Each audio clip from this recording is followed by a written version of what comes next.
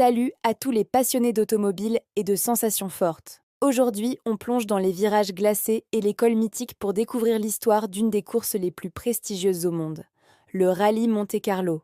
Préparez-vous, ça va secouer. Tout commence en 1911. À cette époque, la voiture est encore une curiosité, un luxe réservé à une élite. Le prince Albert Ier de Monaco, un visionnaire, a une idée géniale pour attirer les riches touristes européens pendant l'hiver, une saison traditionnellement creuse sur la Côte d'Azur. Il décide de créer un événement automobile qui mettrait en avant la fiabilité et le confort des voitures, tout en faisant de Monaco la destination finale d'un long périple. C'est ainsi que naît le Rallye automobile de Monte-Carlo. La première édition est un véritable défi. Les participants ne partent pas tous du même endroit comme aujourd'hui. Non, ils partent de différentes villes d'Europe, comme Paris, Berlin ou Vienne, et doivent converger vers Monaco. Le trajet lui-même est l'épreuve principale. On ne juge pas seulement la vitesse, mais surtout l'état de la voiture à l'arrivée, l'élégance de l'équipage et le confort des passagers. Imaginez un peu, des routes à peine goudronnées, pas de chauffage dans les voitures, des pneus rudimentaires. C'était une aventure pour de vrais gentlemen drivers. Le premier vainqueur, Henri Rougier, au volant de sa Turcaméry, a mis plus d'une semaine pour arriver depuis Paris. Après les interruptions dues aux deux guerres mondiales, le rallye reprend de plus belle et évolue. Dans les années 50 et 60, il entre dans son âge d'or. Les constructeurs commencent à s'y intéresser sérieusement. Gagner à Monte-Carlo, c'est une publicité incroyable. La course change de visage. La vitesse devient le critère numéro 1. On introduit les fameuses épreuves spéciales, des portions de route fermées à la circulation où les pilotes doivent aller le plus vite possible. C'est là que la légende se forge. Et quelle légende! Des noms mythiques commencent à briller. On pense à Paddy Hopkirk et sa petite Mini Cooper S qui, en 1964, grille la politesse aux grosses Ford Falcon bien plus puissantes. Une victoire à la David contre Goliath qui a marqué les esprits et a fait de la Mini une icône.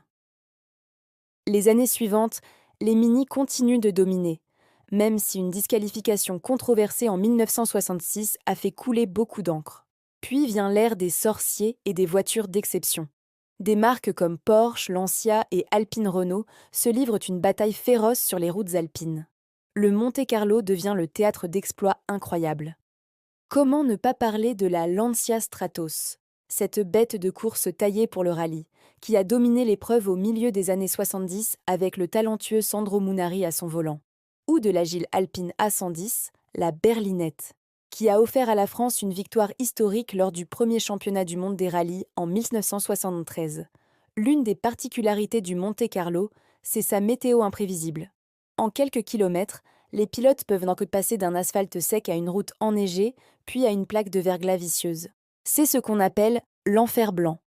Le choix des pneus devient alors un véritable casse-tête, un pari stratégique qui peut faire gagner ou perdre le rallye.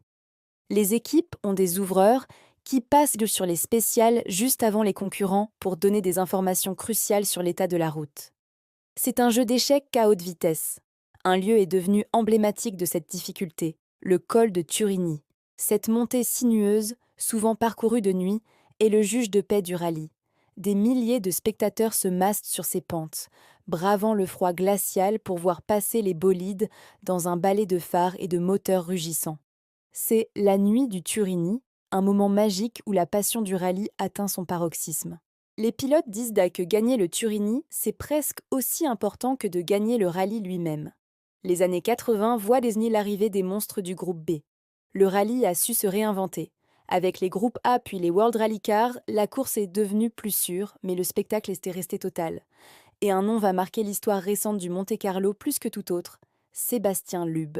L'Alsacien, avec son copilote Daniel Helena, un monégasque, a fait du jardin de son acolyte son terrain de jeu favori.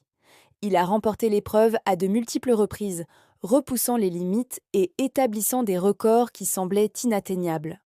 Sa maîtrise sur la glace et sa science de la course ont fait de lui le roi incontesté de Monte-Carlo. Et puis, il y a eu l'arrivée d'un autre Sébastien, Ogier. Venu du même moule que l'Aube, le pilote de Gap a lui aussi une relation particulière avec le Monte-Carlo. C'est son rallye à domicile, ses routes d'entraînement.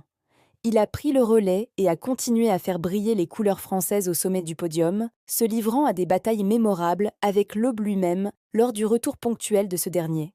Leur duel en 2022, où Loeb, à presque 48 ans, a réussi à battre Ogier, restera dans les annales comme l'un des plus grands moments de l'histoire du sport automobile. Aujourd'hui, le rallye de Monte-Carlo est la manche d'ouverture du championnat du monde des rallyes. Plus de 110 ans après sa création, il continue de fasciner. Il représente le défi ultime pour les pilotes et les machines. Il combine le glamour de Monaco et la rudesse des Alpes. C'est un mélange unique de tradition et de modernité, où le talent du pilote, l'intelligence de l'équipe et une part de chance sont indispensables pour espérer inscrire son nom au palmarès. De la balade de gentleman du début du XXe siècle à la course sprint effrénée d'aujourd'hui, le Monte-Carlo a su traverser les époques sans jamais perdre son âme. Il reste et restera le joyau de la couronne du rallye mondial, une épreuve où chaque virage peut raconter une histoire et où chaque vainqueur entre un peu plus dans la légende. Voilà pour cette plongée dans l'histoire incroyable du rallye Monte-Carlo. J'espère que ce voyage dans le temps vous a plu. Dites-moi en commentaire quel est votre meilleur souvenir ou votre pilote préféré du Monte-Carlo. N'oubliez pas de liker la vidéo, de la partager et de vous abonner pour ne pas manquer nos prochaines histoires. Merci à tous et à très bientôt sur la route.